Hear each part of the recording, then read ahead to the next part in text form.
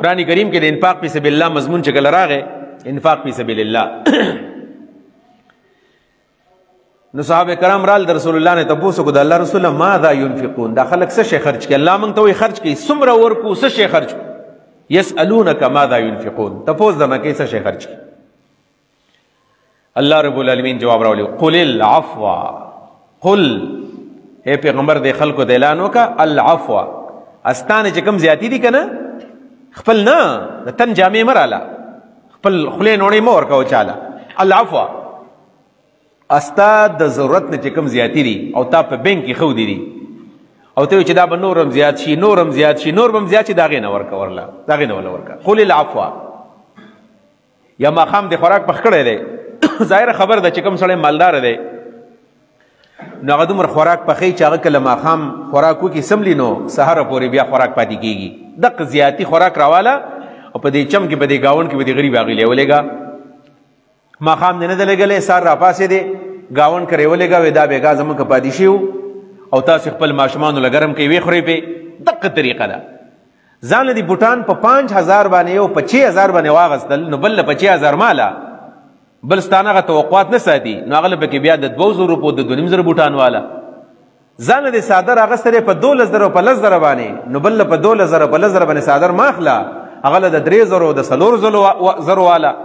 او ته چې ځان د 10000 اغستې شي ظاهري خبر د بل په 3000 باندې اغستې شي ورنه ځان باندې نه اغستې دومره دقه قانون دی نبی علیہ الصلوۃ والسلام دقه سبق د صحابه کرام له ور کړی دی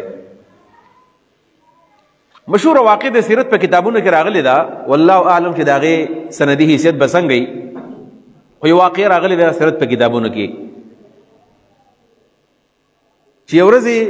اهل بیت د رسول الله صلی الله علیه وسلم د نبی علیہ الصلوۃ والسلام لور حضرت فاطمه الزهرا رضی الله عنها او د حضرت فاطمه خاون د حضرت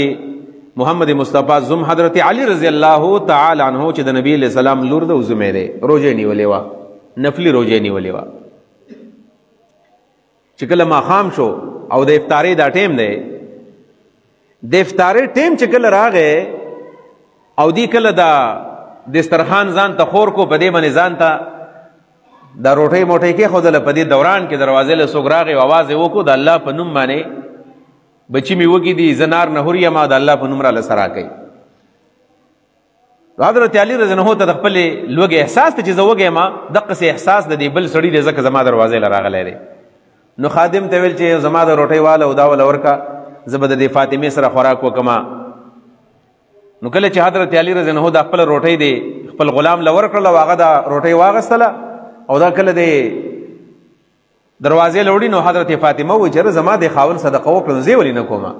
نو راولګېدل خپل خاون ته وکتل خپل روټۍ هغه راوغستل هغه خادم لور کړل ویل دا روټۍ وسره امور کا دو روټۍ شولې او بار چې کم حاجتمن راغله دی کم فقیر دی کم غریب دی هغه سوال کوي چې بچی مینار نهور دی په دې دوران کې د رسول الله صلی الله علیه وسلم چې کم نوسی دی حسنین کریمین حسن حسین دا د مور او پلار بچی دی عام کسان خو نه دي د جنت د شبابانو سرداران دي الحسن والحسین سیدا شباب اهل الجنه بلاغي چوکتل چې زمنګ مور زمنګ پلار خپل روټي راواغستلې او دای غریب لور ک نو منګي ولي خرو نو حسن حسین خپل خوراک راواغستو او خادم له ورکو ولدام ول ورکی دا بچی د مور او پلار نه چلیا دی ګوري ها تاسو یقین وکړئ چې پلار کله سخی وي بچي به خود سخی جوړیږي چې پلار کله مزګزار دی بچي به مزګزار جوړیږي او چې پلار کله بخیل دی بچي به بخیل بیا چې پلار کله بالماز دی بچي به بالماز پلار کنزلی کی بچي به کنزل کی د مور او پلار نه بچی ژوند یادې ژوند دا وایي کنه چې د مور غیږ دا د بچی د لپاره اوله مدرسه ده او اولنې سکول دی درسګاه ده په دې وجه باندې د مور زده کړه کوي دا پری سکولینګ ټایم چې ورته ویل کېږي د سکول نه مخکې ټایم دا د مور غیږ ده په دې کې چل یادې ژوند په دې کې یادېږي اصل کې نو هغه چې کله د مور او پلار او د بچو دا کله د خپل ډوډۍ راواغستلې وایي دی د خادم له ورکړلې وایي خادم سوچو کو چې دا بلا څنګه روټۍ چې زما آقای نه خوري علي نه خوري فاطمه نه خوري حسن حسین نه خوري زه به دا روټۍ خورم وایي هغه خادم خپله برخه روټۍ راواغستل او دایم د چاله ورکړله بارې ورکړله هغه حاجتمند له دا ولې دا دغه سره د خپل احساس د لوږې احساس و وایي څه به احساس د بل د اوښکو وکړي او چا چې خپل عمر کې جړلې نه وي چا چې نه جړي د بل د اوښکې احساس دغه سره نه وي چې کله په خپله یو سړی وجاړي د بل د سترګو او د هغه د زړه او داغه د اوخ کو احساس داغه سره پیدا کیږي. د دې روزې پیدا څه ده؟ د روزې پیدا خدا ده چې الله رب العالمین ته زمنګ د روزې څه ضرورت دی. الله رب العالمین زمنګ په دې روزه باندې سکه موږ نار نهور ګرځو، الله تعالی ته څه پیدا ده؟ الله ته څه پیدا نه ملاويږي. د الله رب العالمین چې کله په موږ باندې په دې وړي کې په دې جمع کې د روزې پرس کړې دي او دا موږ ته و چې تاسو سره لګ احساس پیدا شي د غریبو وتا باندې لوګدا وتا باندې هنن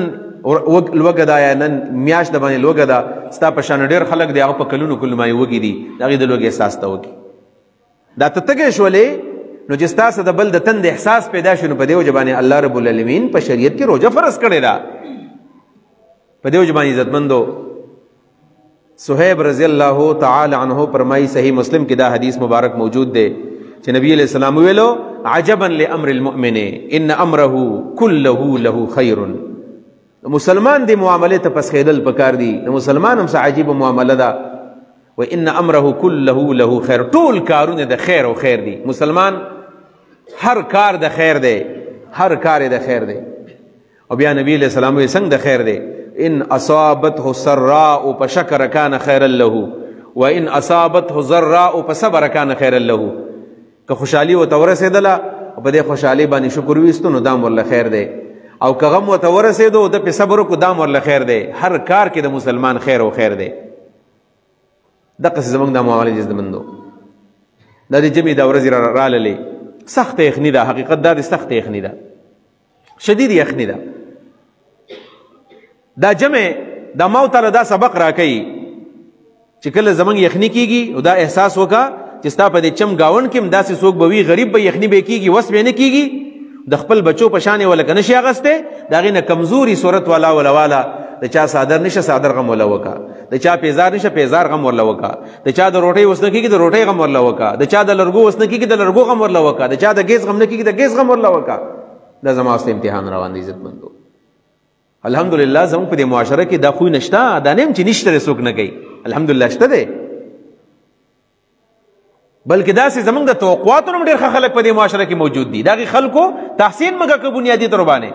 دا صرف تذکیر په تور دا خبرې من کوو. نور الحمدلله په دې معاشره کې او په تاسو کې ډېر خلک داسې موجود دي چې د خپل بچو د نور د بچو ډېر خیال ساتي. حقیقت داسې دی چې ډېر خلک داسې شته د خپل بچی نه مخکې د بل کړی وړي او دا پروپاګاندا نه د پکار دې په آل کې موږ الحمدلله تعلیم ورکو ترغیب ورکو. په دې معاشره کې داسې خلک موجود دي داسې خلک شته چې هغه د ځان په ځای د بل د خېټې خیال ساتي د خپل بچی په ځای د بل د بچی خیال ساتي د خپل تعلیم په ځای د بل د تعلیم خیال ساتي. خو زمونږ په دې معاشره کې داسې خلک موجود دي چې هغه مذاق د دین اړاوهي اسه کوي ناغه بیا یو بل کار کوي د دې په آل کې هغه په دین باندې اعتراض کوي. نو دا د جمعې د ورځې چې راشي که نه نو په دې سوشل میډیا باندې دا یو طوفان برپا کی طوفانی بدتمیزی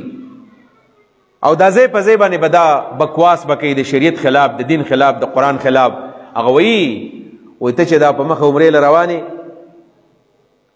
او دا میاش په میاش باندې عمرو له ځې نو بعضې خلک یې هغه خلک شته داسې غټ غټ بزنسمینان نو هغه نه وي وزګار ډېر دا نفلونه ډېر نشي کولی نو هغه چې کله داسې ماهانه مدن کله خپل حساب کتاب وکړي نو بیا به کې عمرې له لاړ شي ورځ دوه تیر کې بیا راشي نو هغه ته وایي عمرو له مزه په مخه باندې او دا پیسې راواله غریب لی ورکا. یا داسې وي چې بعضې خلک نو هغه په دې خپل مال کې حساب کتاب وکړي نو هغه بیا جومات ته پکې سیمټ والي جومات ته پکې شګه والي سریه پکې والي مدرسې لی ورکړي غریب سره پکې تعاون وکړي او دا ورته وایي جومات ته د سیمټو بوجۍ مه وړه او غریب له د وړو بوجۍ ویسه. په جومات کې لنټرې مه جوړوه په جومات کې سریه مه لګوه دا د غریبانانو له پې کور جوړ کړو غریبانانو له پې بشونه واله برګې وله پې واله دا خبره ورته ولیکې داسې ورته ووایه عمرې له ځې عمرې له لاړ شه او د غریب سره تعاون هم وکړه داسې خبره ورته ولې نه کې معلومیږي دا سره دین سره دشمني ده اصل کې غریب ستا په ترجیحاتو کې نه دی شامل ستا د دین سره دشمني ده اصل کې ورنه دا به دواړه خبرې کړی وې چې ته داسې وکړه جومات له پکې سیمټ هم واله غریب له پکې وړم واله جومات له پکې سریم واله جومات له سیمټ هم ویسه غریب له وړم پکې واله داسې خبره ورته ولې نه کې. دا بنیادی طور باندې د دین دشمنی دا په یو بل انداز کې د دین دشمنی کیږي. په دې هر څه باندې به نظر هم ساتو ګورئ په دې هر څه باندې به نظر ساتو بیلنس په ساتو د هر څه د صحابه کرامو ژوند ته چې ګوري عمرې به هم کولې جهادونه به هم کول حجونه به هم کول غریبانو سره به تعاون هم پکې کو د سفیان ثوری رحمه الله په باره کې راځي چې هغه یو کال حج نه قضا کړی، یو کال 80 نه زیات حجونه کړي دي، 80 نه زیات حجونه. ولې؟ ځکه د حج موسم به چې راغی نو حج خو په کال کې یو ځل کېږي، نو حج له به لاړو. د روژې میاشت راشي روژه خلک ونیسي، د زکات وخت راشي زکات خلک ورکي، او د مونځ ټیم چې راشي مونځ خلک کوي. دا دین دی بنیادي طور باندې، دا ترغیب یې بل ورکو منګه. د صحابه کرامو واقعات، یعنی کم صحابي واقع به سړی بیانې چې هغوی څنګه ژوند تېر کړی دی. عبدالرحمن بن عوف ته ګوره که نه، حضرت عبدالرحمن بن عوف یو کردار درته ویمه. عبدالرحمن بن عوف رضی الله تعالی عنه مهاجر دی. کله د مکې نه هجرت وکړ مدینې ته راغی، نو نبی علیہ الصلوۃ والسلام په مدینه کې عهد مواخات کړو. مواخات معنا اسلامی ورورولي بایچاره جوړ کړی و. یو انصاری به ودرو، ویل دا مهاجر د ځان سره بوز او د در کور او د در روړی او د چي او د جامې پیزار غم بته کې. نو سعد ابن ربیع انصاری رضی الله عنه ودرو، ویل عبدالرحمن مهاجر دی، دا ستا ورور شو، د غم بته کې. ویل ټیک د کور دی بوتلو ځان سره. د عبدالرحمن ابن عوف لوی بزنسمین دی، خدا په مکه کې بزنسمین اوس راغی مدینې ته، نو څه اوس نشته، ټول مال دولت مکه کې پرېښی دی، خو تجارت چلولی ورځي، دکان باندې پوهېږي، بزنس باندې پوهېږي. نو هغه چې کله سعد ابن ربیع انصاري بوتلو، نو سعد ابن ربیع انصاري زمیندار و. دا پته ورته نشته چې عبدالرحمن څومره غټ تاجر دی او مهاجر دی راغلی دی، او د پردي کلي ملک او د پردي کلي چې کوم خان دی، نو پردي کلي کې هغه بیا خپل کلي کې چې ملک او خان نو بلکې و فقیر بیا نو بل کلي کې خو د هغه د ملکۍ او د هغه د مشرۍ او د خانې نوابۍ پته نه لګېدله. نو عبدالرحمن ابن عوف هغه ته یو غریب شانې سړی ښکارېدو. په سعد ابن ربیع انصاري زمیندار دی، خو غیرتي زمیندار دی. چې راغی کور ته ماښام ورته وایي عبدالرحمنه ته زما ورور یې، رسول الله زما ورور ګرځولی او ستا څه شی نشته دی، نو زما 2 باغونه دي، 2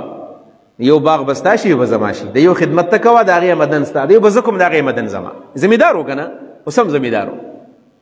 پراخ دل زمیندار و. ایته ما شئت یا اختلقها وانزل منها، هغې له به طلاق ورکم، د هغې نه به راکوشمه او به تاله په نکاح درکم، او بله به ما ته پاتې شي. کومه ښځه چې تا ته ښه ښکاره کېږي، ښایسته ده، قابله ده، اخلاقي ده، به ستا ښځه شي او بله به زما شي. عبدالرحمن ابن عوف یو غیرتي انسان و.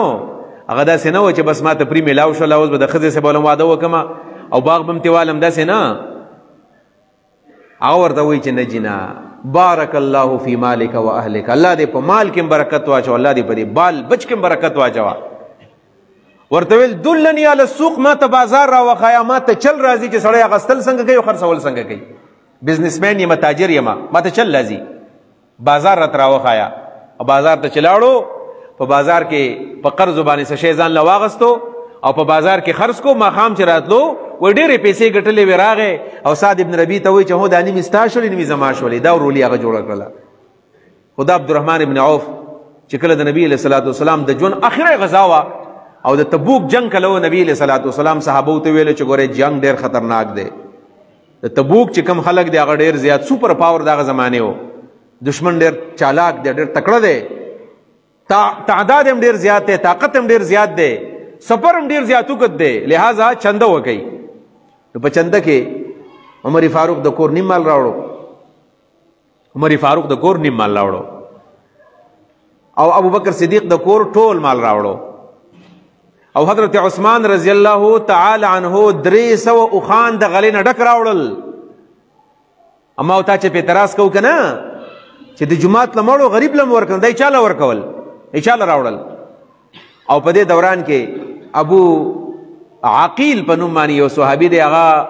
چې د چندې اعلان یې کله واورېدو نو کور ته لاړو، په کور کې هېڅ شی نشته دی چنده کې ورکړي، هېڅ شی نشته. ښځې ته وایي کور کې څه نشته، وایي نه، وایي زه دیاړۍ له به لاړ شمه، ماښام ټایم دی دیاړي به وکړمه او د شپې به د چا په باغ کې څوکیداري وکړمه، د چا باغ به اوبه کړمه او څه به وګټم، نو سبا به نبي علیه السلام له په چنده کې ورکړم. نو لاړو، یهودي دی دغه سره خبره وکړله، وایي ستا د دې باغ به نن زه خدمت وکړمه، باغ به در زه اوبه کړمه او چې زما څومره دیاړي کېږي ما له راکړه. ټوله شپې وله دیاړي وکړله، 4 کیلو کجورې وله ورکړله سار. نو په 4 کیلو کجورو کې 2 کیلو خپل بچو له ویوړه او 2 کیلو یې راوړه د نبي علیه صلات وسلام له ورکړله. وایي دا واله بېګا مې دیاړي کړې وه، لا یجدون الا جهدهم، قرآن کریم د هغې تایید وکړو، بس دغه 2 کیلو کجور مې وس کېږي. دا واله نبي علیه السلام داسې واغستله، 2 کیلو کجور په لاس کې نیولې وه. او رسول الله صلی الله علیه وسلم ته پته و چې دا د اخلاص نه ډکې کجوري دي او دای راواغستلې او دا څومره چې دا څومره ډېرې پراته د غلې د کجوري د وربشو دا قسمه قسم غلې پرتې وي ډېرونه یو رالي په هغې ته ورا چې د برکت دپاره یوه کجوره په دې باندې کېدي بله په هغه باندې کېدي بله په هغه باندې کېدي و دا برکتي دي. په دې دوران کې عبدالرحمن ابن عوف هغه صحابي راغی غیرتي نبی علیه صلات وسلام د چندې اعلان چې واورېدو نو رسول الله صلی الله علیه وسلم ته وی زما سره 8000 دینار سره زر دي 8000 دینار سره زر را سره دي 8000 یعنی د کروڑاو مالیت را سره دي د کروڑاو لکونو نو 8000 دینار د کروڑاو د اربونو دا مالیت دی. لاړو او د الله په تبر باندې په مینز باندې نیم کړل 4000 په کور کې پرېښودلو 4000 نبی علیه صلات وسلام له ورکړل. په جهاد کې هم چنده ورکړې ده او غریب سره ما خپل مال نیم کړی دی.